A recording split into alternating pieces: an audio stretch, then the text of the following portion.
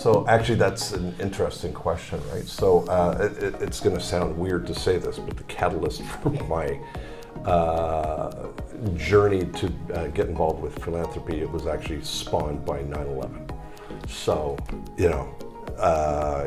living in Tokyo, away from home, big event. I remember vividly where I was when that all happened, right? I was with some friends and we're watching it on TV and it was just like, is this a movie? Like, what's going on, right? And then over the next several weeks and months, you're living away from, and I'm single at the time, right? And most of my friends are married and some of them have kids and stuff like that. But I started to realize, how incredibly important my friends were here, because my friends here were my family. So what I wanted to, I had already been started to think about trying to formalize a group of friends. So I had been trying to create sort of a social club. So we created a group called Craft, which, the underlying principles of it were, we all want to go out and play golf when we can. We're going to have a group dinner once a month at a different venue. And we're going to use our dinner experience as a platform to raise money for charity by charging slightly more for the dinner than what the dinners cost, and then that money goes into our charity fund. So we did that. So for the first year, I think we generated about 600,000 yen of money, but then we realized we didn't have an end target of where to give the money. And this was 2002. And 20 years ago, there just weren't, this is all pre Vicky's philanthropy and other ones and stuff like that. So we eventually, something landed on my desk about the YMCA and handicapped children. And I go, wow, that's a cool idea, right? So, sorry, I'll back up. So that when I wrote the charter, which was just a one-page thing, maybe a little bit too much to call it a charter, but I sort of said, all of us should be thankful for the lives that we enjoy here in Japan, and I feel as a result of that we owe it to the community to give back. So our initial foundation for doing that, I would like to make it the dinner. So instead of us paying 7,000 yen for dinner, we're going to pay 10, and then the balance goes into this charity fund, right? So we started with that.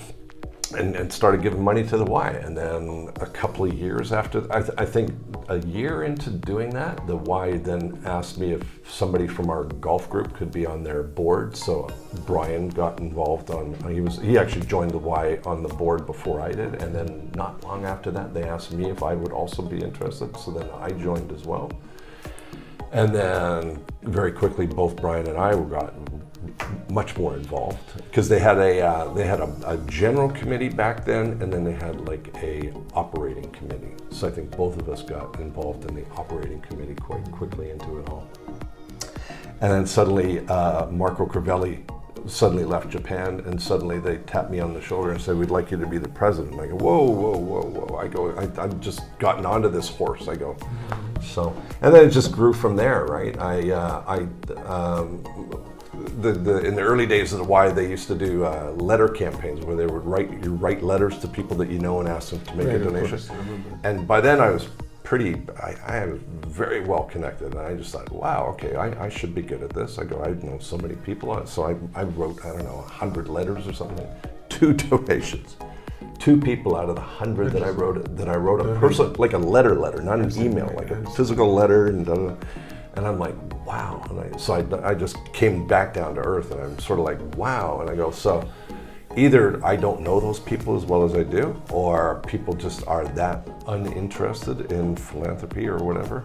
Maybe my letter wasn't compelling enough or whatever. So I thought, well, that doesn't work, so then what am I going to do? So then I came up with the idea. I was very fortunate over all the years I worked with Asian Tigers to have a very nice home, including the second apartment. You came a couple times, I think, to my Hanabi party. Never came to your apartment. I missed out on that. Okay. But you did. You invited me. Yeah. So I found out after I moved into my apartment. I moved in November, whatever year it was, and the following summer, I realized that I could see the Jingu Hanabi from my apartment. And I thought, that's it. Next year I'm going to have a party, and I'm just going to invite people. And that party continued year after year for, I don't know, I think we had 12 or 13 years, something like that. And that party generated anywhere between $1 million and 2 million yen for the night, because everybody that came paid money to come in. I had some sponsors that were helping to pay for the food and the drinks that were purchased to it, and so that was great. So over the history of my friends and me, because it was my house, but it took a lot of people to pull that event off, right? But we donated, I think, to the Y over the years, something like 20 million yen, probably more than that. Like we didn't keep a proper log. But you used a different name. You didn't use YMCA as the name. It was called the FCSC, right? The Foreign Community Supporting Committee, which was sort of a satellite group that was connected to the Y. And the YMCA throughout Japan, in their different centers, they have programs, educational and summer camps for handicapped children. I thought that was incredibly cool, because when we were looking at different things that we could have donated to, we did consider the Make-A-Wish Foundation, and there were a couple other things that were kind of like individual donations to help one person. And I just sort of thought, wow, helping people with disabilities and children, let alone. And it's a lifetime disability. It's not a medical issue for a short period of time, or in the case of Make-A-Wish, sad as it is, it's an end of life moment. So you're giving a child usually an end of life dream experience and stuff like that, right? So